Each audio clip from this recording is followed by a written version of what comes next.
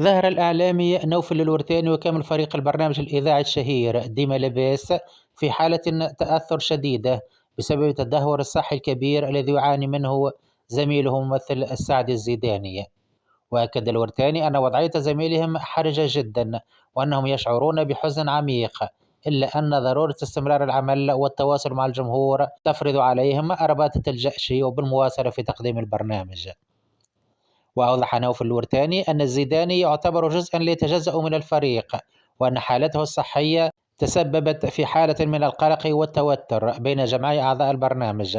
وأضاف أن الفريق كله في حالة انتظار لنتائج التحاليل الطبية التي ستحدد مدى خطورة الوضع وخطة العلاج اللازمة. وفي هذا السياق كشف الإعلامي الماطري سميدة أن الجميع يعيش حالة من الترقب والتأهب، خاصة الفنان رؤوف ماهر الذي بادر بالتواصل معه للتعبير عن استعداده الكامل للتكفل بكافة مصاريف العلاج اللازمة للزيداني.